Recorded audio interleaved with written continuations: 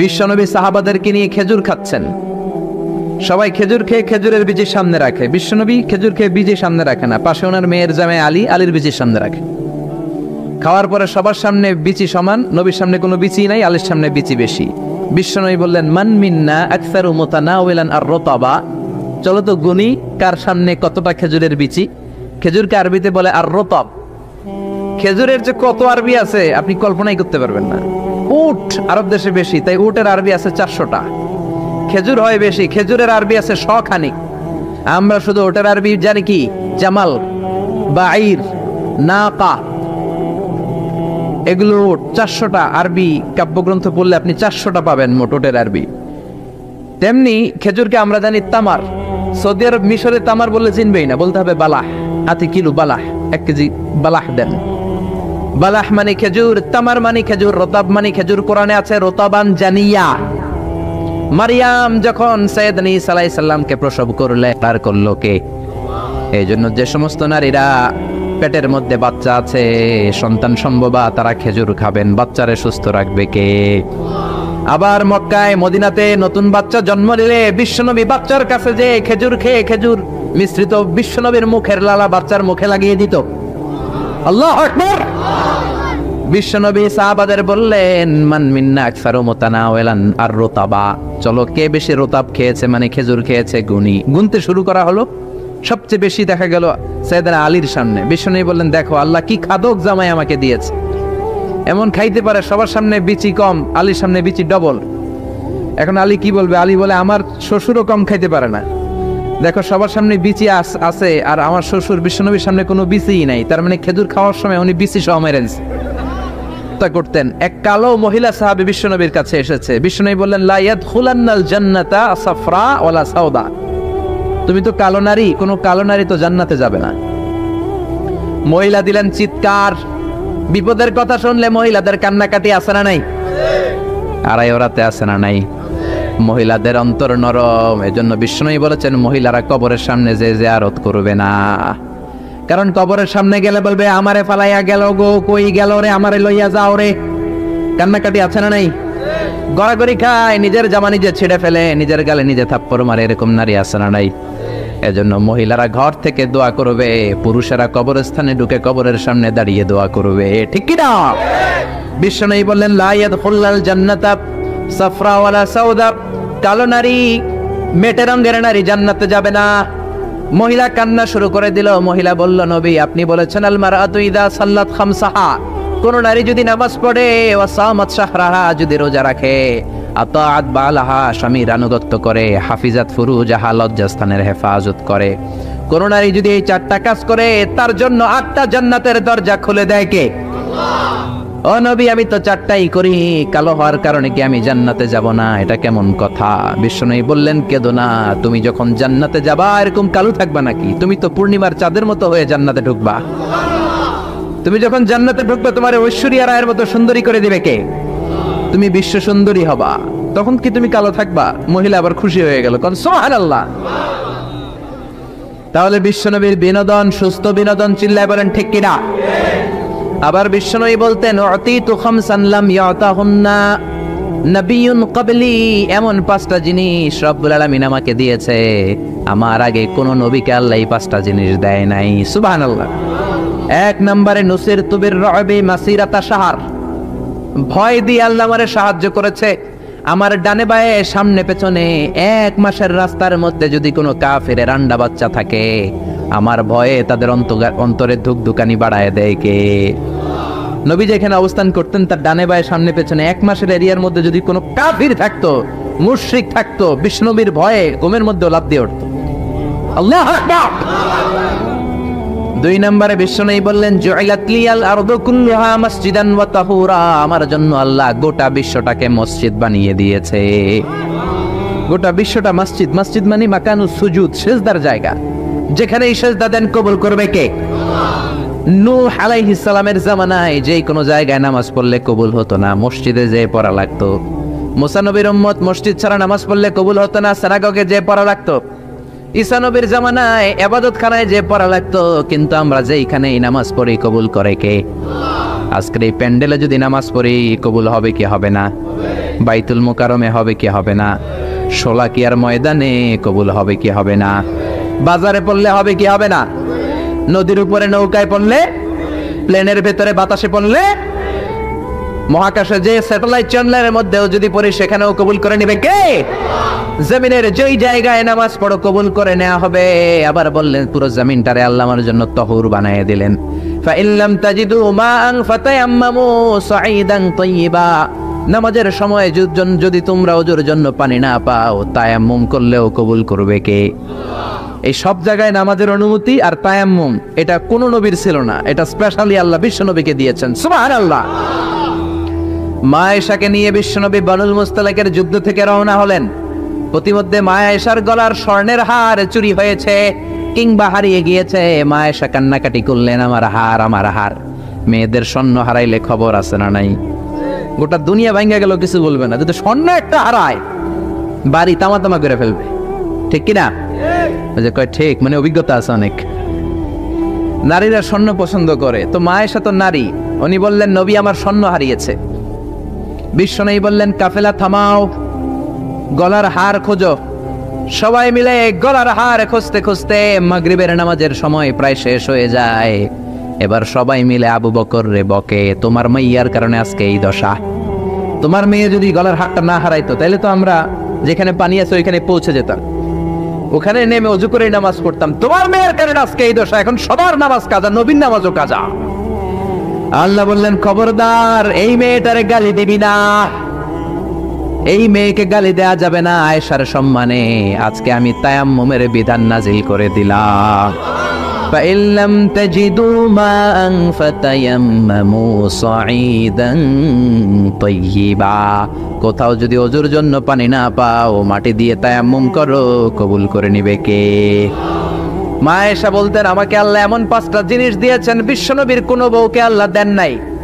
1 নম্বরে আমি বিশ্বনবীর একমাত্র কুমারী বউ, বাকি বউগুলা ছিল বিধবা, এর আগে কয়েকটা করে বিয়ে হয়েছে, শুধু আমারই বিয়ে হয় নাই। সুবহানাল্লাহ। 2 নম্বরে আমি যখন শীতের রাতে নবীর সাথে এক লেপের নিচে ঘুমাতাম তখনও জিবরাইল কোরআন নিয়ে নাজিল হয়ে যেত। অন্য বিবিদের সাথে যখন কোনো ঘরে এক খাটের মধ্যে শুয়ে থাকতো তখন কোনোদিন কোরআন নাজিল হয় নাই, শুধু মা আয়েশার সাথে যখন থাকতো তখন কোরআন নাজিল হতো। সুবহানাল্লাহ। আবার মা আয়েশা বলতেন আমার ঘরে বিশ্বনবীর কবর। আবার বিশ্বনবী যখন তার শেষ নিঃশ্বাসটা ত্যাগ করেছেন বিশ্বনবীর মাথাটা ছিল আমার কোলের উপরে। আবার বিশ্বনবী বলতেন ও দুনিয়ার মানুষেরা শোনো শোনো, ওযুর পানি না থাকলে যে তায়াম্মুম করে নামাজ পড়ো এটাও তোমরা আমার কারণে পেয়েছো। আল্লাহু আকবার। এজন্য বিশ্বনবী বলতেন জুইলাত লি আল আরদু কুল্লুহা মাসজিদান ওয়া তাহুরা, আমার জন্য গোটা বিশ্বটাকে নামাজের জায়গা আর ওযুর না থাকলে তায়াম্মুমের জায়গা বানিয়ে দিয়েছে কে? এরপরে বিশ্বনবী বলতেন উতিতু আশ-শাফাআহ, আমাকে শাফায়াতের মালিক করেছে কে? কিয়ামতের দিন সব নবীরা যখন বলবে ইয়া নাফসি ইয়া নাফসি, বিশ্বনবী বলবেন রব্বি হাবলি উম্মতি, ও আল্লাহ তুমি আমার উম্মতকে বাঁচাও, আমার উম্মতকে বাঁচাও। সুবহানাল্লাহ। এরপরে বিশ্বনবী বলেছেন ওয়া কানান নাবিয়্যু ইউবআসু ইলা কওমিহি খাসসাহ, দুনিয়ার সব নবীকে একটা নির্দিষ্ট বর্ডারে পাঠানো হয়েছে, নির্দিষ্ট এলাকার লোকের জন্য পাঠানো হয়েছে। আমি বিশ্বনবীর নবুয়তির কোনো বর্ডার নাই, গোটা বিশ্বের জন্য আমার নবী বানিয়ে পাঠানো হয়েছে। এই জন্য আমি বিশ্বনবী, চিল্লায় কর আল্লাহু আকবার। বিশ্বনবী শুধু পুরুষদের নবী নয়, শুধু নারীদের নবী নয়, শুধু সাদা লোকদের নবী নয়, শুধু নিগ্রো আর কালো লোকদের নবী নয়, শুধু আরবদের নবী নয়। বিশ্বনবী আদম নবী থেকে শুরু করে কিয়ামত পর্যন্ত যত মানুষ যত জিন পৃথিবীতে আসবে সবার জন্য বিশ্বনবীকে নবী বানিয়েছে কে? বিশ্বনবীর যদি কোনো নবীরাও না মানে ওই নবীর নবুয়তিও ক্যান্সেল করে দিবে কে? এজন্য আল্লাহ বললেন মুহাম্মাদুর রাসূলুল্লাহি ওয়াল্লাযীনা মাআহু আশিদ্দাউ আলাল কুফফারি রুহামাউ বাইনাহুম। মুহাম্মদ হলেন আল্লাহর রাসূল। কার কথা? ঘুম আসতেছে? জিমায়ে পড়ছেন? তাকবীর দেন, লিল্লাহি তাকবীর। নবীর কথা বলে আল্লাহ বললেন ওয়াল্লাযীনা মাআহু, নবীর সাথে যারা চলে। নবীর সাথে কারা চলতো? সাহাবারা। জোরে বলেন কারা? এবার আল্লাহ সাহাবাদের কথা বলছেন ওয়াল্লাযীনা মাআহু, নবীর সাথে যারা চলতো। আশিদ্দাউ আলাল কুফফার, কাফেরদের ব্যাপারে তারা বজ্র কঠোর, রহমা বাইনাহুম, নিজেদের ব্যাপারে তারা পুষ্পকোমল। কাফিরদের ব্যাপারে সাহাবারা বজ্র কঠোর, নিজেদের ব্যাপারে তারা পুষ্পকোমল। কাফিরদের ব্যাপারে কোনো ছাড় নাই, মুশরিকদের সাথে জিহাদের ময়দানে কোনো ছাড় নাই। চিল্লা এখন ঠিক কি না? কিন্তু নিজেরা ভাই ভাই, নিজেদের মধ্যে মহাব্বত আছে না নেই? এজন্য বিশ্বনবী বলতেন আমার সাহাবাদের মধ্যে দুই কিসিম আছে। কয় কিসিম? এক কিসিম নরম কিসিম, আরেক কিসিম গরম কিসিম। সুবহানাল্লাহ। আবু বকর নরম, কিন্তু ওমরে ফারুক গরম। জোরে কোন ঠিক কি না? এজন্য বিশ্বনবী বলতেন খায়রুল কুরুনি করনি, সবচেয়ে সেরা যুগ আমি নবীর যুগ, সুম্মাল্লাযীনা ইয়ালুনাহুম, তারপরে সাহাবাদের যুগ, সুম্মাল্লাযীনা ইয়ালুনাহুম, তারপরে তাবেঈদের যুগ। ঠিক কি না? সাহাবারা হচ্ছে পৃথিবীর শ্রেষ্ঠ সন্তান, তাদের চেয়ে শ্রেষ্ঠ সন্তান পৃথিবী জন্ম দিতে পারে নাই। চিল্লায় বলেন ঠিক কি না? এজন্য সাহাবাদেরকে ভালোবাসার দরকার আছে না নাই? তাকে সাহাবীদেরকে গালি দিবেন, সাহাবীদেরকে ঘৃণা করবেন। সাহাবীদেরকে যদি গালি দেন, যদি ঘৃণা করেন, যদি সমালোচনা করেন, আপনার ঈমান থাকবে? কথা বলেন, ঈমান থাকবে? এজন্য নবী বললেন খবরদার, লা তাসুব্বু আহাদাম মিনাস সাহাবী, আমার সাহাবীদেরকে গালি দিও না। সাহাবাদেরকে ভালোবাসা হলো ঈমান, সাহাবীদেরকে ঘৃণা করা হলো কুফরি। ঠিক কি না? আয়াতুল ঈমানে হুব্বুল আনসার, সাহাবীদের ভালোবাসা হচ্ছে ঈমানের আলামত। আয়াতুন নিফাকি বুগদুল আনসার, সাহাবীদেরকে ঘৃণা করা হচ্ছে মুনাফিকের আলামত। চিল্লায় বলেন ঠিক কি না? এজন্য বিশ্বনবী বলতেন আমার সাহাবারা এক একটা সুপারস্টার। আমরা বলি Mashrafe bin Mortaza superstar, Salman Khan superstar, Hrithik Roshan superstar, Aamir Khan superstar, Donald Trump superstar, Shakib Al Hasan superstar. বলি না আমরা? আমাদের সুপারস্টার হচ্ছে সেলিব্রিটিরা। বিশ্বনবী বলেছেন নো, আসহাবি কান নুজুম, মাই কম্প্যানিয়নস আর দ্য সুপারস্টার। আমার সাথীরা, আমার সাহাবারা সুপারস্টার। এই সুপারস্টারদেরকে মডেল বানাতে হবে। হলিউড বলিউডের নায়ক নায়িকার আমাদের মডেল নয়, আমাদের মডেল হলো সাহাবারা। কারা? আরো জোরে বলেন কারা? সাহাবারা আমাদের মডেল। এজন্য বিশ্বনবী বলতেন আরহামু উম্মতি বি উম্মতি আবু বকর, আমার সাহাবাদের মধ্যে সবচেয়ে নরম হৃদয়ের সাহাবা হলো আবু বকর। এক হাদিসে বিশ্বনবী 8 জন সাহাবীর 8টা গুণের কথা বললেন। জোরে বলেন কয়টা? 8 জন সাহাবীর 8টা গুণের কথা বললেন। তিরমিজির বর্ণনা, হাদিসটা সহিহ, সিলসিলাতুল হাদিস সাহিহার ভিতরেও এসেছে। বিশ্বনবী বললেন, খেয়াল করে বুঝবেন, আরহামু উম্মতি বি উম্মতি আবু বকর, এই উম্মতের মধ্যে সবচেয়ে নরম হৃদয়ের সাহাবী হলো আবু বকর। 2 নম্বরে বললেন ওয়াশাদ্দুহুম ফি আমরিল্লাহি উমর, কিন্তু আল্লাহর দ্বীনের ব্যাপারে সবচেয়ে কঠোর হলো, জোরে বলেন কঠোর হলো। 3 নম্বরে বললেন ওয়া আসদাকুহুম হায়ান উসমান, সবচাইতে লজ্জাশীল সাহাবী হলো আমার উসমান। 4 নম্বরে বললেন ওয়াকদাহুম আলী, বিচারের রায় সবচেয়ে ভালো দিতে পারতো আমার মেয়ের জামাই আলী। 5 নম্বরে বিশ্বনবী বলেছেন ওয়া আকরাহুম লিকিতাবিল্লাহি উবাই ইবনে কাব, আল্লাহর এই কোরআনটা সবচাইতে সুন্দর করে যে সাহাবী পড়তে পারতো তার নাম হচ্ছে উবাই ইবনে কাব। আল্লাহু আকবার। ওয়া আ'লামুহুম বিল হালাল ওয়াল হারাম মুআয ইবনে জাবাল, হালাল হারামের ব্যাপারে সবচেয়ে বড় স্পেশালিস্ট সাহাবী ছিল মুআয ইবনে জাবাল। কোন সুবহানাল্লাহ। এরপরে বিশ্বনবী বললেন ওয়া আফরাদুহুম যায়েদ, ফারায়েজের হিসাব জানে যায়েদ। আলা ইন্না লিকুল্লি উম্মাতিন আমিনুন ওয়া আমিনু হাযিহিল উম্মতি আবু উবাইদা ইবনুল জাররাহ, সব জাতির মধ্যে বিশ্বস্ত একজন লোক থাকে, আমার সাহাবীদের মধ্যে সবচেয়ে বিশ্বস্ত সাহাবী আবু উবাইদা ইবনুল জাররাহ। সুবহানাল্লাহ। জোরে কোন সুবহানাল্লাহ। কয় সাহাবীর কথা বললেন? আরো জোরে বলেন, মনে থাকবে। প্রথমে বললেন আরহামু উম্মতি বি উম্মতি আবু বকর, আমার উম্মতের মধ্যে সবচেয়ে দিল দরিয়া রহম দিল আবু বকর। এত নরম হৃদয়ের সাহাবা পুরো সাহাবী গোষ্ঠীর মধ্যে কেউ ছিল? বিশ্বনবীর হিজরতের সাথী, বিশ্বনবীকে সঙ্গ দিয়েছেন, ভালোবেসেছেন। বিশ্বনবী একদিন আবু বকরকে বললেন আবু বকর, হয়তো মক্কায় টিকা যাবে না, আমাদেরকে মদিনায় হিজরত করতে হবে। যেই দিন এই ইঙ্গিতটা বিশ্বনবী আবু বকরকে দিয়েছেন, ওই দিন থেকেই সাইয়েদনা আবু বকর হিজরতের জন্য রেডি। সুবহানাল্লাহ। যেদিন হিজরত করবেন, সাহাবীদের চোখ ফাঁকি দিয়ে বিশ্বনবী আবু বকরের ঘরে গেলেন, ডাক দিলেন, আসসালামু আলাইকা ইয়া আবু বকর। আবু বকর ঘরে আছো কিনা? ডাক দিতে দেরি, ব্যাগ নিয়ে আবু বকরের বের হতে দেরি হয় না। আল্লাহু আকবার। বিশ্বনবী বললেন, আবু বকর ডাক দিলাম, ব্যাগ নিয়ে রেডি হইলা, কখন ঘুমিয়েছো, কখন ঘুম থেকে উঠেছো, কখন হাত মুখ ধইলা, কখন ফ্রেশ হইলা, কখন কাপড় গুছাইলা? আবু বকর বলল, নবী যখন বলেছেন হিজরতে আপনার সাথে আমার যাওয়া লাগবে, ওই দিন থেকে আজ পর্যন্ত আমি আবু বকর আমার পিঠটার বিছনাতে লাগাই নাই।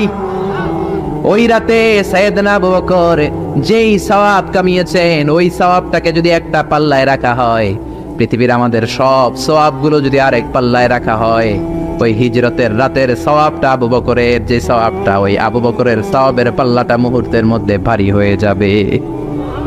সুবহানাল্লাহ, আসতে বলেন। এত নরম হৃদয়ের সাহাবী ছিলেন আবু বকর। নামাজে দাঁড়ালে শুধু কাঁদতেন, এজন্য অনেক সাহাবী ওনারে পছন্দ করতো না। বিশ্বনবীর ইন্তেকালের পরে বছর খানিক মসজিদে নববীতে যতদিন বেঁচে ছিলেন ইমামতি করেছেন। আল্লাহু আকবার বলে যখন আলহামদুলিল্লাহি রাব্বিল আলামিন, তখনই কান্নায় ভেঙে পড়তেন। তেলাওয়াত শুরু করলেই কাঁদতেন। হেরেম শরীফে যারা নামাজ পড়েছেন, শেখ আব্দুর রহমান আস-সুদাইস আযাবের আয়াতগুলো পড়ে যখন টান দেয়, মুসল্লিগুলো সহ্য করতে পারে না। উনি নিজেও তেলাওয়াত থামিয়ে কাঁদে, মুসল্লিরাও কাঁদে। হেরেমের চারদিকে কান্নার রোল পড়ে যায়, চিৎকারের রোল পড়ে যায়, শুধু কান্নার কান্না, শুধু কান্না। সাইয়েদনা আবু বকর যখন নামাজে দাঁড়াতেন শুধু কাঁদতেন। বুখারীর বর্ণনা, রজুলুন আসিফ, নরম হৃদয়ের লোক ছিলেন। আই রাকিকুল কলবি ওয়া সারিউল বুকা, এত অন্তর নরম, নামাজে দাঁড়ালেই কাঁদতেন। দিন দুনিয়ার কোনো হুঁশ তার থাকতো না। কিন্তু আমরা নামাজে দাঁড়ালে দিন দুনিয়ার খেলার হিসাব আছে না নাই, বাজারের খবর আছে না নাই, জি বাংলা আছে না নাই, সারাদিনে যেটা মনে পড়ে না নামাজে দাঁড়ালেই ওটা মনে পড়ে, ঠিক কি না? আমরা নামাজে দাঁড়িয়ে এইভাবে শেয়ার বাজার বাড়লো না কমলো, সাকিব আল হাসান আউট হয়েছে না ছক্কা মারছে, কে জিতলো, কুমিল্লা জিতলো নাকি কি ভিক্টোরিয়ান্স, রয়টার্স মার্টার্স কি যেন আছে, আমি তো বুঝি না অনেকগুলা, কে জিতলো কে হারলো, হিন্দি সিরিয়াল শুরু হলো নাকি আমার দল জিতলো না হারলো, এরকম টেনশন আছে না নাই? আর সাইয়েদনা আবু বকর যখন নামাজে দাঁড়াতেন, দাঁড় দাঁড় করে চোখের পানি দিয়ে দাড়ি ভিজে যেত, চোখের পানিতে দাড়ি ভিজে যেত। সাহাবারা বললেন, ও নবী আমাদের নামাজে মন থাকে না। বিশ্বনবী বললেন, সল্লু সলাতা মুআদ্দি', বিদায় নামাজ পড়ো, মনে করবা আজকের নামাজটাই আমার জীবনের শেষ নামাজ, তাইলে তোমার মন আর কোনো দিকে ছুটবে।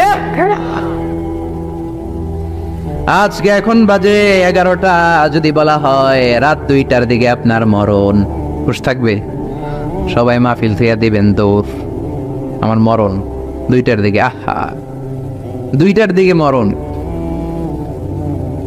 জীবনের কোনো গ্যারান্টি নাই। যদি আপনার বলেই দেয়া হয় 2টার দিকে আপনার মরণ, এখন তুমি 2 রাকাত নামাজ পড়ো, এটাই শেষ নামাজ, ওই দিনের নামাজটা আপনি কত সুন্দর করে পড়বেন।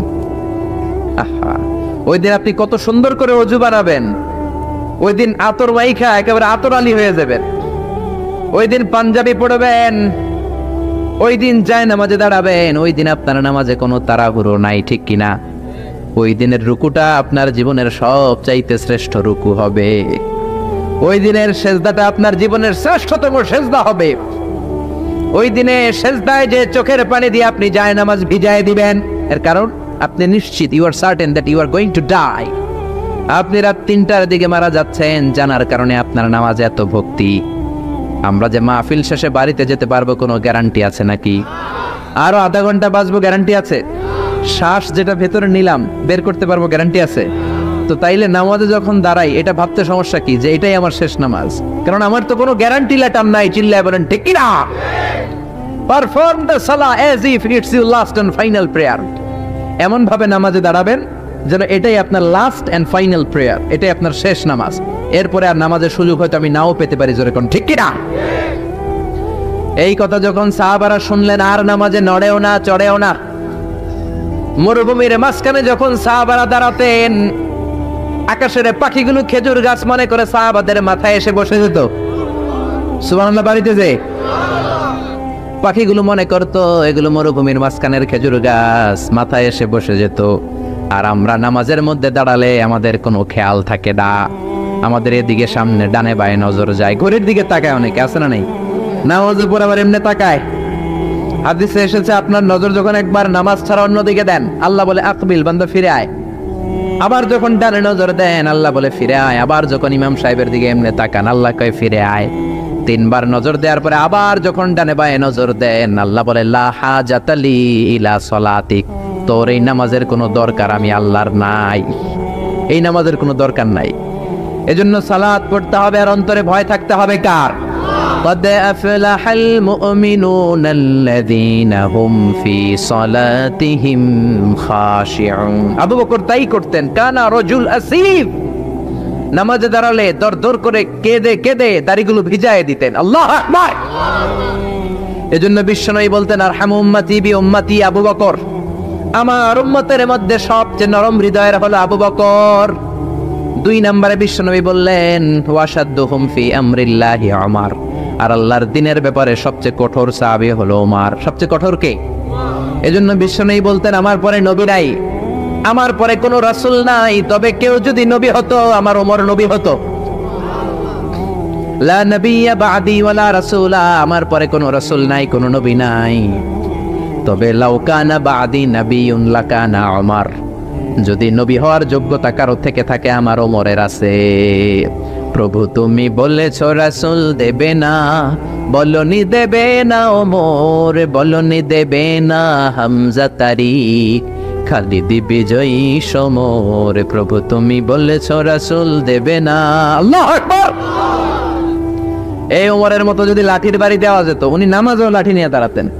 আমাদের ইমাম সাহেবরা কেবলামুখী, আর পিছন থেকে একামত দেয় আল্লাহু আকবার আল্লাহু আকবার, আশহাদু আল্লা ইলাহা ইল্লাল্লাহ, আশহাদু আন্না মুহাম্মাদার রাসূলুল্লাহ, হাইয়া আলাস সালাতি হাইয়া আলাল ফালাহ, قد قامت الصلاة قد قامت الصلاة, আল্লাহু আকবার আল্লাহু আকবার, লা ইলাহা ইল্লাল্লাহ, আল্লাহু আকবার। সৌদি স্টাইলে একটু একামত শোনায় দিলাম। আমরা তো 2 বাক্যে বলি, আর 1 বাক্যেই বলে। ইমাম সাহেব কিবলামুখী হয়ে দাঁড়ায় আর মুয়াজ্জিন একামত দেয়। ওমরের সুন্নাত, বিশ্বনবীর সুন্নাত এটা ছিল না। ওমরে ফারুক মুসল্লিদের দিকে হয়ে দাঁড়াতেন। ওমরে ফারুকের হাতে থাকতো একটা লাঠি, যার কাতার বাঁকা, লাঠির দিয়ে পায়ের উপরে বাড়ি আছে না নাই, এইরকম বাড়ি মেরে মেরে যদি সোজা করা যেত, কাতারে গ্যাপ থাকতো না। বিশ্বনবী বলতেন ওয়াসাদুল খালাল, হাযু বাইনাল মানাকিবি ওয়াল আকদাম, এইটার সাথে ওইটা মিলাও। এই সাহাবী তার কাঁধের সাথে এই সাহাবীর কাঁধ মেলাতো, এই সাহাবীর কাঁধের সাথে এই সাহাবীর কাঁধ মেলাতো, এই সাহাবীর ডান পায়ের সাথে ওই সাহাবীর বাম পা, এই সাহাবীর বাম পায়ের সাথে ওই সাহাবীর ডান পা। বুনিয়ানুম মারসুস, সীসা ঢালা প্রাচীরের মতো। নবীর কেউ অ্যাটাক করতে আসলেও যেন আধা ঘন্টা লাগে এই প্রাচীর ভাঙ্গা আসতে। জোরে কোন ঠিক কি না? এই জন্য সাহাবীদের জামা সবার আগে এদিক দিয়ে ছিটতো, ধাক্কাধাক্কির কারণে নামাজে টাইট হয়ে তারা দাঁড়াতো। সাইয়েদনা ওমরে ফারুক লাঠি দিয়ে কাতার সোজা করে দিতেন। কারো যদি কাতার বাঁকা হতো লাঠি দিয়ে মারতেন, এই সোজা করো। এই জন্য লাঠিরও দরকার আছে না নাই? আবু বকরের মতো নরম হৃদয়ের সাহাবা যেমনি দরকার, ওমরের মতো গরম 2-1টারও দরকার আছে না নাই? আমরা সারা জীবন ওয়াজ করলেও আপনারা নামাজি হবেন না, এটা জানি। যাদের নসিব ভালো 2-4 জন হবেন, বেশিরভাগই বেনামাজি। আমি সারা জীবন যদি মাদক নিয়ে ওয়াজ করি, গাঞ্জা খাওয়া বন্ধ হবে? কিন্তু প্রধানমন্ত্রী যদি বলে কালকে থেকে কেউ যদি ইয়াবা টানে, জাগার মধ্যে ওর পিঠের মধ্যে 100 বেত, 10,000 টাকা জরিমানা, 10 বছরের জেল। ইয়াবা বাবা পাওয়া যাবে? আর গাঞ্জা বাবা থাকবে? বাংলাদেশ থেকে গাঞ্জা নাই। প্রধানমন্ত্রী যদি বলে নামাজ না পড়লে 10,000 টাকা জরিমানা, 1 ওয়াক্ত সারবি 10,000 টাকা দিবি, বাংলাদেশের সব মানুষ মুসল্লি হয়ে যাবে। এজন্য বিশ্বনবী বলতেন ইন্নাল্লাহা লা ইয়াযা'ু বিল কুরআন, আল্লাহ কোরআন দিয়ে যেটা সমাজে করান না, ইয়াযা'ু বিস সুলতান, এটা ক্ষমতা দিয়ে করান। ঠিক কি না? প্রধানমন্ত্রী ক্ষমতার মসনদ থেকে মাইরের ঘোষণা দিবে, আর আমরা ওয়াজ কইরা যাম। ওয়াজ আর মাইরের সমন্বয়ে ইসলাম কায়েম করবে কে? শুধু ওয়াজ দিয়ে ইসলাম কায়েম হবে? ওমরে ফারুক তাই করতেন, লাঠি দিতেন, লাঠি দিয়ে সোজা করে দিতেন। এজন্য শয়তানও ওনারে ভয় পেত। বিশ্বনবী বলেন ওয়াল্লাযী নাফসি বিয়াদিহি, যে আল্লাহর হাতে আমার আত্মা, ওমর ওই আল্লাহর কসম করে বলি, মা সালাকা আশ-শাইতানু সালিকান ফাজ্জান ইল্লা সালাকা ফাজ্জান গায়রা ফাজ্জি, তোমার যদি ইবলিস কোন রাস্তা দিয়ে আসতে দেখে, ইবলিসের বাপের কিনা, ইবলিস ওই রাস্তা ধুইয়া আরেক রাস্তা দিয়ে হাঁটে। ওমর, তোমার যদি শয়তান দেখে তুমি এই দিক দিয়ে আসো, শয়তান জীবনও এই রাস্তা দিয়ে চলবে না, আরেক রাস্তা দিয়ে শয়তান দেয় দৌড়। ও মিয়া, যেই লোকরে শয়তান ডরায় ওই লোকের ইমানটা কেমন ছিল জোরে বলেন আল্লাহু আকবার। মুনাফিকের বাচ্চারা ভয় পেত ওমরে ফারুককে, জমের ভয়। এমনকি বিশ্বনবীর বিবিরাও ভয় পেত। বিশ্বনবীর বিবিরা মাঝে মাঝে নবীরে ধরতো, ও নবী আমার এইটা লাগবে ওইটা লাগবে। বিশ্বনবী বললেন লাগবে লাগবে, বললে তালাক দিয়ে দিব, যাও তালাক দিয়ে দেব। ধনী সাহাবীর কাছে যে বিয়ে বসো, আমি নবীর কাছে থাকলে এইভাবেই থাকতে হবে। কিন্তু বিবিরাও ছাড়ার পাত্র না। সব বিবিরা একবার বিশ্বনবীরে ধরলেন, ধরে বলে, ও নবী, আয়েশার বাড়িতে যেদিন থাকেন ওই দিন সাহাবীরা বেশি বেশি হাদিয়া পাঠায় কেন? আমাদের ঘরে যে দিন থাকেন হাদিয়া পাঠায় না কেন?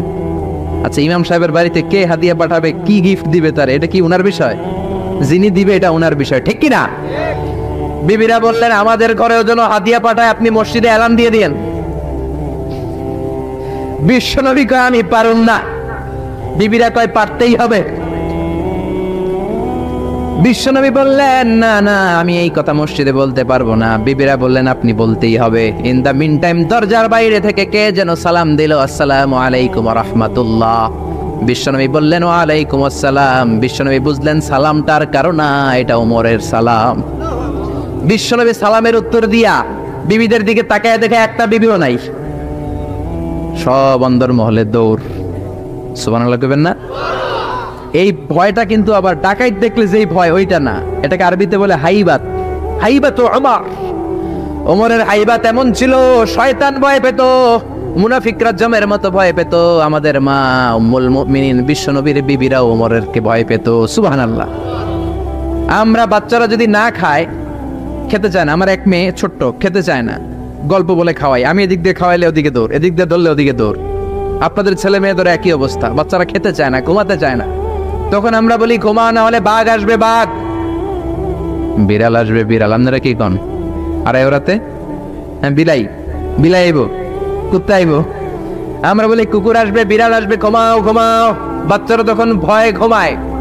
ওমরে ফারুক যখন মদিনার গভর্নর, মদিনার প্রেসিডেন্ট, মদিনার মায়েরা বিড়াল আর বাঘের ভয়ে দেখাতো না। বাচ্চারা যখন মদিনাতে খেতে চাইতো না, ঘুমাতে চাইতো না, মদিনার মায়েরা বলতো তাড়াতাড়ি ঘুমা, ওই যে ওমর আসতেছে, ওমর। চিৎকার করে পড়েন আল্লাহু আকবার। সবার জন্য সমান নীতি। 10 বছরে গোটা বিশ্বের অর্ধেক ক্যাপচার, পৃথিবীর অর্ধেকটা ক্যাপচার করলেন সাইয়েদনা ওমর। নিজ হাতে পিটিয়ে নিজের ছেলেকে বেহুশ করেছেন। আরেক বর্ণনায় আছে পিটিয়ে ছেলেটাকে নিহত করেছেন। যদি বর্ণনাটা দাইফ, কিন্তু আমাদের জন্য শিক্ষা আছে বর্ণনায়। হঠাৎ একবার ঘরে ঢুকলেন, ওই ছেলের নাম ছিল আবু শাহমা, মূল নাম আব্দুর রহমান। ওনার বিখ্যাত যে ছেলে আব্দুল্লাহ ইবনে ওমর, উনি আরেকজন। আরেক ছেলে ছিল আব্দুর রহমান, মারুফুন বিআবি শাহমা, সবাই তারে ডাকতো আবু শাহমা বলে। একদিন ঘরে ঢুকে দেখে মদের গন্ধ পাওয়া যায়। আবু শাহমারে বললেন, ইয়া আবা শাহমা, আশারিবতা খামরান, মদ খাইছস? কয় না আব্বা, শারিবতু নাবিজান, নাবিজ খেয়েছি। খেয়াল রাখবেন, মদ হারাম, মদ খেলে আসিবেন, কিন্তু নাবিজ খাওয়া হালাল। নাবিজ হচ্ছে আরব দেশেরা খায়, সাদা দুধের মধ্যে রাতে শক্ত খুরমা যদি 5টা ফেলে রাখেন, সকালে ওইটা দেখবেন দুধের রং আর সাদা নাই, খুরমার রস টেনে দুধটা লাল হয়ে গেছে। এটা খেলে স্বাস্থ্যের জন্য আরব দেশে খুব ভালো, কিন্তু এটা রাতে ভিজাইলে সকালেই খাইতে হবে। এটা যদি 3 দিন রেখে দেন, 4 দিন রেখে দেন, এটা তারির মতো মদ হয়ে যাবে, মাতলামি হবে, খাওয়া যাবে না। ওমরের ছেলে ওই মজাটা নেওয়ার জন্য 4 দিন ভিজায় রাখছে, তারপরে নাবিজ নামক মদ খেয়েছে। ওমর বললেন, মদ খাইছস নাকি? আবু শাহমা বলে, খাই নাই। ওমর বললেন, তাআলা ইলা, এদিকে আয়, ইফতাহ ফামাক, মুখ খোলো। মুখ খোলার পরে গন্ধ নিয়ে দেখে নাবিজ মাখানো মদের গন্ধ পাওয়া যায়। কোনো কথা নাই, কলারটা ধরলেন, টানতে টানতে মসজিদে নববীর বারান্দার পিলারে নিয়ে বাঁধলেন। জোরের আজান হলো, নামাজ পড়লেন। নামাজের পরে সালাম ফিরালেন। সালাম ফেরানোর পরে বললেন, মাকানাকুম ইনদানা হাদ। নামাজের পরে সুন্নত পরে সবাই বসবেন, একটা বিচার আছে। এই গুরুদণ্ড, এটাকে আরবিতে বলে হাদ, প্লুরাল হচ্ছে হুদুদ। সবাই যখন ওযু করে ঢুকতেছিল, বারান্দায় দেখে ওমরের ছেলে বাধা। সবার চিন্তা, হায় হায়, কি ঘটনা ঘটলো? প্রেসিডেন্টের ছেলে পিলারের মধ্যে বাধা কেন? নামাজের পরে হাজার হাজার সাহাবী সবাই বলল, খলিফা কি হয়েছে? মাল আমর, হোয়াট হ্যাপেন্ড? ওমরে ফারুক বললেন, এটাই নাবিজ খেয়েছে, তবে এটা মদ হয়ে গেছিল, এখন 80 বেদ দিব। কানা ঘুষা হাজার হাজার সাহাবী। কেউ কেউ বলল খলিফার ছেলে তো মনে হয় মারবে না, ধমক দিয়ে ছেড়ে দিবে। এরকম কিছু বিচার দেশে আছে না নাই? মিলায় দেয়, ঘুষ খায়া ছাইরা দেয়। এমপির গোলা হইলে 7 খুন মাফ, চিল্লা এখন ঠিক না? কেউ বলে না ওমর ছাড়ার পাত্র না, তবে 80টা মারবে না, 40টা দিবে অ্যাটলিস্ট। কয়টা? ওমর ফারুক চেয়ারে বসলেন, হাজার হাজার মানুষ, পিনপতন নীরবতা। জল্লাদরে বললেন হাতি জিলদ মিন বাইতুল মাল, বাইতুল মালের ঘর থেকে খেজুর গাছের চামড়া দিয়ে বানানো বড় সাইজের একটা চাবুক আন, সবচেয়ে বড়টা আনবি। সবচেয়ে বড়টা আনা হলো। এবার ওমরে ফারুক বললেন ইবদা বিসমিল্লাহ, শুরু কর আল্লাহর নামে। সাইয়েদনা ওমর ফারুকের সামনে দাঁড়িয়ে জল্লাদ মারবে 80টা বাড়ি। মারতে শুরু করেছে ওয়াহিদ, ইসনাই, তালাতা। 3 বাড়ি মারার পরে ওমরে ফারুক জল্লাদকে দিলেন এক থাপ্পড়। 3 হাত দূরে যে পড়লো জল্লাদ। জল্লাদের হাত থেকে চাবুক তুলে ধমক দিলেন, তুই কি চাবুক মারোস নাকি চাকরি বাঁচাস? আস্তে মারলি কেন? আসলে আস্তে মারে নাই, যত জোর ছিল ওমরের হুকুম তামিল করবে না এরকম জল্লাদ মদিনায় ছিল না। জোরে কোন ঠিক কিনা? যত জোর ছিল তত জোরে মেরেছে, কিন্তু ওমরের পছন্দ হয় নাই। ওমর বললেন ইনদাকা তালাতা ইনদি ওয়াহিদ, তোর হিসাবে 3টা, আমার হিসাবে মায়ের হইছে 1টা। আমি 2 নাম্বার থেকে শুরু করব। 2, 3 মারতেছে কে? মদিনাতে ওনারসে পালোয়ান আর কেউ নাই। এক একটা বাড়ির আঘাতে ওমরের ছেলে আবু শামা চিৎকার করে কাঁদে। এক একটা বাড়িতে চামড়া ছিঁড়ে যায়, রক্তগুলো ছোপ ছোপ করে নববীর দেয়ালের মধ্যে লাগে। ছোট্ট ছেলেটা ডেকে বলে আব্বা আমারে মাফ করে দাও, আর জীবনে মদ খাবো না। সাইয়েদনা ওমরের পাষাণ হৃদয় নরম হয় না, কারণ আসাদ্দুহুম ফি আমরিল্লাহি ওমর, আল্লাহর দিনের ব্যাপারে সবচেয়ে কড়া, কোনো ছাড় নাই। এক একটা চাবুক মারে, লোকজন কেঁপে কেঁপে ওঠে। 10টা 15টা মারার পরে ছেলে বেহুশ, পানি দেওয়ার পরে আবার হুশ, আবার মারা শুরু করা হলো। 30টা মারার পরে আবার বেহুশ। এইবার আবু শাহামার মা ওমরের বউ এসে ওমরের পা ধরে ডেকে বলে ওমর তোমার পায়ে ধরে ক্ষমা চাই, আমার কলিজার টুকরা বাজানটারে তুমি মেরে দিও না। 80টা বেত মারতে হবে, মেরেছ 30টা, আর মারবা 50টা। যাও ওমর, প্রতিটা বেতের বাড়ির বিনিময়ে আমি আবু শাহামার মা একটা করে ওট আল্লাহর রাস্তায় সদকা করে দেব। ওমর বলে না আবু শাহামার মা, এটা আল্লাহর আইন, গোটা দুনিয়াটা দিলেও একটা চাবুকের বাড়ি থেকে ওরা কেউ বাঁচাতে পারবে না। মারতে লাগলেন, আবার পানি দিয়ে আবার হুশ। ওমরের বাড়ি যে খেয়েছে সে বুঝেছে। 50টা বাড়ি মারার পরে আবু শাহামা দুনিয়া থেকে শেষ। রাগে ওমর গড়গড় করছেন, বললেন এই বেয়াদবটারে গোসল করা, জানাজা দে, কবর দে। কবর দেওয়ার পরে কবরের উপরে মারা শুরু করছে। 51, 52, 53, 80টা চাবুক মারার পরে আল্লাহরে ডেকে বলে আল্লাহ আমার ছেলে হওয়ার কারণে কোনো পার্সিয়ালিটি করি নাই, বিচারে 2 নাম্বারই করি নাই। 80টা গুনে গুনে বেত মেরেছি, দেহে যত শক্তি ছিল ততগুলো মেরেছি। কিয়ামতের ময়দানে জালিম ওমর বলে তুমি কিন্তু আমারে ডাকতে পারবা না আল্লাহ, জালিমদের কাতারে আমারে উঠাতে পারবা না, আমারে জালিম বলতে পারবা না। ওইরকম ওমরের দরকার আছে না নাই? ওই ওমরের লাঠির বাড়ি যদি থাকতো দেশটারে মদিনা বানায় দিত কে? চোরদের হাত যদি কাটা যেত দেশটারে সুন্দর করতো কে? একটা জিনাখোরের ফাঁসি যদি বাইতুল মুকাররমের স্কয়ারের মধ্যে দিয়ে দেয়া হতো, এরপরে আর জিনা হতো? একটার ফাঁসি হয়ে গেলে আর তনুর মতো কোনো নারীকে ধর্ষিতা হওয়া লাগতো না, খাদিজার মতো কোনো মেয়েকে কেউ কোবানোর সাহস পেত না। জোরে বলেন ঠিক কিনা? একটা চোরের হাত জুমার নামাজের পরে বাইতুল মুকাররমের স্কয়ারের সামনে যদি কেটে দেয়া হয় আর কোনো চোর পাওয়া যাবে নাকি? জোরে বলেন। তবে আমচোর, জামচোর, কলাচোর ওই চোর না, যেই চোরগুলো বড় বড় জিনিস চুরি করে, ব্যাংক চুরি করে, দেশের টাকা চুরি করে, এক কলমের খোঁচায় 1000 কোটি টাকা চুরি করে, ওই চোরদের হাত কাটতে হবে। শেয়ার বাজার খায়া ফেলায়, হলমার্ক খায়া ফেলায়, দেশের টাকা খায়া ফেলায়, সুইজারল্যান্ডে সব টাকা পাঠায়, এরকম বড় বড় চোর আছে না নাই? ইসলামী বিচার যদি শুরু হয় আগে বড় চোরদের বিচার দিয়ে শুরু হবে। চিল্লায় বলেন ঠিক কিনা? এই জন্য বিশ্বনবী বলতেন আসাদ্দুহুম ফি আমরিল্লাহি ওমর, আল্লাহর বিধান বাস্তবায়নে সবচেয়ে কঠোর ছিল ওমর। এক নারী এসে বলল, ওমরে ফারুক, আমার স্বামী আমারে তালাক দিয়েছে 100টা। কয়টা? শুনতেছেন? একটু জিমাই গেলেন মনে হয়। আমার স্বামী আমাকে 100 তালাক দিয়েছে। কয় তালাক? আসলে দিতে হবে কয় তালাক? তাও একটা একটা করে, ঠিক কিনা? ওমরে ফারুক ডেকে আনলেন, স্বামীরাও আনলেন, বউরে আনলেন। ও স্বামী, কয় তালাক দিছো? কয় 100টা দিছি। ওমরে ফারুক বললেন, তালাক হচ্ছে মিন শাআইরিল্লাহ, এটা আল্লাহর নিদর্শন। আল্লাহর নিদর্শন নিয়ে ফাইজলামি করার অনুমতি তোরে দিছে কে? 3 তালাকে তোর বউ তালাক, বাকি 97 তালাক তোর পিঠের উপরে পড়বে। সুবহানাল্লাহ। বাড়িতে যে বউরে 100 তালাক দিছে এক ডাকায়, ওমর ফারুক বললেন 3 তালাকে তোর বউ তালাক, বাকি 97 তালাক তোর পিঠে। এজন্য লাঠির দরকার আছে না নাই? পৃথিবীর কেউ রুহু বানাতে পারে? বিজ্ঞানীরা প্লেন বানাতে পারে, কম্পিউটার বানাতে পারে, হেলিকপ্টার বানাতে পারে, কিন্তু গোটা বিশ্বের সব সায়েন্টিস্টরা একসাথে বসে কি একটা অণু বানাতে পারবে? يسألونك عن الروح قل الروح من أمر ربي وما أوتيتم من العلم إلا قليلا। ও নবী, ওরা আপনাকে রূহের ব্যাপারে জিজ্ঞেস করে, আপনি বলে দেন রূহটা কার অর্ডার? আল্লাহর অর্ডারে রূহটা মানুষের দেহের ভেতরে ঢুকে যায়, আল্লাহর অর্ডারে বের হয়ে যায়। সুবহানাল্লাহ। আমরা যখন মায়ের পেটের ভেতরে ছোট্ট ছিলাম, আমাদের বয়স যখন 120 দিন, তখন আমাদের দেনে রূহ দিছে কে? কয়দিন বয়সে রূহ পাইছিলাম বলেন তো? 140।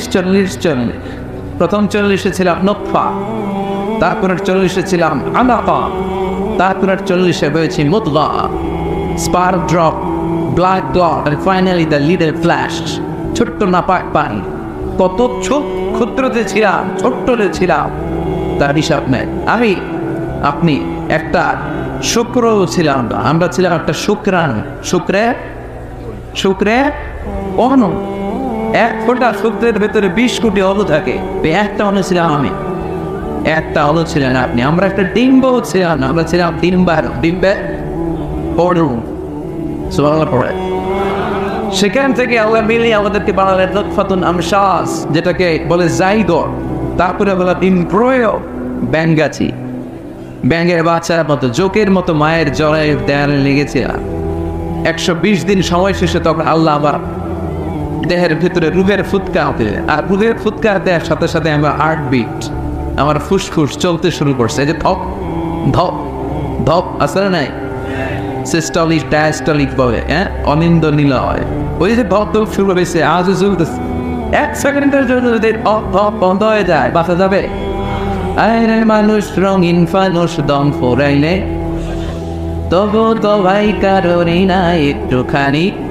আরে মানুষ রঙিন ফানুষ, রঙিন ফানুষ, আরে মানুষ, ঠিক কিনা? 1 সেকেন্ডের নাই ভরসা, বন্ধ হবে রং তামাশা। চক্ষু বুঝিলে হায়রে দম ফুরাইলে। কে গেছিল? ফিরোজ শাহ। এই গানটা ফিরোজ শাহ স্টেজে গাইতে গাইতে মারা গেছিল, জানেন? এই গানটা গাইতে গাইতে সে বিদায় নিয়েছে। জীবন আর মরণের মাঝখানে আছে রোগ। মানুষ সব বানাতে পারে, কিন্তু রঘু বানাতে পারে। আপনার সামনে একবার দাদা মারা গেছে, সবাই দেখলে কথা বলতেছে, হঠাৎ নাই রঘুটা কোন দিকে যে উড়াল দিল দেখা যায়। রঘুর কার কি কেউ জানি? এই রুহু আবিষ্কারের জন্য গোটা বিশ্বব্যাপী কত যে আবিষ্কার, মৃত ব্যক্তিদের নিয়ে, মুমূর্ষুদের নিয়ে গবেষণা। বুলেট প্রুফ গ্লাসের ভিতরে রেখে রেখে বিজ্ঞানীরা গবেষণা করেছে। দেখি বুলেট প্রুফের গ্লাস বানাইলে তারা ভাবছে রুহু মনে আর দৌড় দিতে পারবে না, গ্লাসের ভিতরেই থাক। পরে দেখে না, রুহু তো আটকানো যায় না। এবং তারা মুমূর্ষু রুগীদেরকে এনে এই গ্লাসের ভিতরে ঢুকে ওজন দেয়। কোন রুগীর ওজন দিয়ে দেখছে মরার আগে তার ওজন ছিল 70 কেজি, পরে মাস্ক খোলার পরে লোকটা মরে গেল, পরে দেখে ওজন 2 কেজি কমে গেছে 68 কেজি। খুব খুশি, আগে ছিল 70, মরার পরে 2 কেজি কমছে, তার মানে যেটা উদাহরণ দিয়েছে এই 2 কেজি ওইটাই রোগ, ওইটাই রোগ। কিন্তু বিজ্ঞানীদের পদ্ধতি হচ্ছে একটা মডিউলের উপরে তারা বেস করে দেয়, couldn't jump to the conclusion, তারা সিদ্ধান্তে যায় না। আরো নমুনা লাগবে, আরো কিছু লাশ মুমূর্ষু রোগী নিয়ে আনা হলো আইসিইউ থেকে, যাদের অক্সিজেন মাস্ক পরানো, এটা খুললেই মরে যাবে। তাদেরকে বুলেট প্রুফ গ্লাসের ভিতরে ঢুকিয়ে তাদের নিয়ে রিসার্চ শুরু করুন। কিন্তু দেখা যাচ্ছে এর পরের যে নমুনা আনা হয়েছে মুমূর্ষু রোগী, তার ওজন ছিল 60 কেজি, মরার পরে ওর ওজন হয়ে গেছে 63 কেজি। কথা বলে আগে তো না হয় কম ছিল, ওটা রুকু দিয়ে মিলাবে, এটা 3 কেজি বাড়ছে, এটা মিলাবে কি দিয়া? কথা বলে। এজন্য রব্বুল আলামিন বলে মরে গেলে এক একজনের এক এক অবস্থা, এটা ওজন সমান থাকে, কারো কিছু বেড়ে যায়, কারো কমে যায়। এই গবেষণার মধ্য দিয়ে রূপ খুঁজে পাওয়া যায় না রূপুর মালিককে। يسألونك عن الروح قل الروح من أمر ربي وما أوتيتم من العلم إلا قليلا. سبحان الله.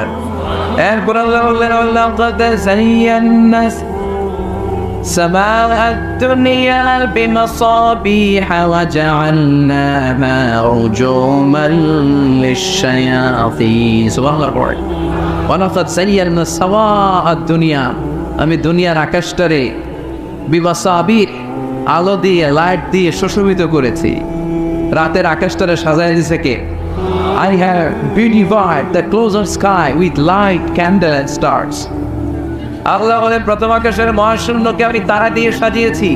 খালি চোখে যেটা আমরা দেখি এটা কিন্তু আকাশ না, এটা মহাশূন্য। এটা কি? আপনি উপরে তাকালে যেটা দেখেন এটা কি আকাশ? না। আমেরিকা নাসার বিজ্ঞানীরাও জানে না আকাশ কত দূরে। আকাশ কত দূরে কেউ জানে না। খালি চোখে যা দেখা যায় এটা হচ্ছে মহাশূন্য। এই মহাশূন্যের ভিতরে তারা আছে না নাই? এখন তো লাইটিং ফাইটিং এর যুগে তারার যে কি সৌন্দর্য এটা টেরই পাওয়া যায় না। আমরা ছোটবেলা যখন গ্রামে যেতাম তখন দেখতাম যে রাত্রিবেলা তারাগুলো অনেক সুন্দর লাগে, তাই না? তাকিয়ে দেখবেন জল জলে একটা তারা আছে, এটার নাম ধ্রুব তারা। কিনাও একটা আছে সুখ তারা, কি তার? ধ্রুব তারা, সুখ তারা, অনেকে তারা চিনে না। আর একটা 7টা তারা একসাথে ছোট ছোট ছোট ছোট আছে, এগুলো অনুরূপ বেরোচ্ছেন, এটার বলে সপ্তর্ষি মণ্ডল। 7 তারা একসাথে সুবহানাল্লাহ পড়ে। এই তারা দিয়ে আকাশটারে সাজালো কি? চিল্লায় এখন কে? কি ছোট্ট ছোট্ট তারা, এদিকে তো আজকে তারা দিয়ে সাজাইছে মাশাআল্লাহ। হ্যাঁ, ওয়ালাকাদ যায়্যানা সামাআ দুনিয়া বিমাসাবিহ ওয়া জাআলনাহা রুজুমান লিশ-শায়াতিন। ফেনের বাইরে তারা দিয়ে সাজাইছে। আজকে তাফসীর করতে সুবিধা হচ্ছে। এই যে তারা, আকাশের তারাগুলো এই ছোট ছোট মনে হয়, আসলে কি ছোট? কথা বলে। এই যে সূর্যটা একটা রুটির মতো মনে হয়, আসলে কি রুটি? এই সূর্য পৃথিবীর চেয়ে 13 লক্ষ গুণ বড়। এই সূর্য পৃথিবীর চেয়ে 9 কোটি 30 লক্ষ মাইল দূরে। এই সূর্যের আলো পৃথিবীতে আসতে 8 মিনিট 8 বছর লেগে যায়। আজকে আমরা বসে আছি যে গ্রামে, গ্রামের নাম সফরপুর। এটা কোন থানায়? সোনাগাজী থানায়। দেখেন সফরপুর গ্রামটা কত বড়। তার সামান্য একটা জায়গা নিয়ে আজকে আমাদের প্যান্ডেল হয়েছে, তাতেও প্যান্ডেলটা কত বড় মনে হয়। তাহলে সফরপুর কত বড়? সফরপুর যদি এত বড় হয় তাহলে সোনাগাজী কত বড়? সোনাগাজী যদি এত বড় হয় তাহলে ফেনী কত বড়? ফেনীটারে কত বিশাল মনে হয়।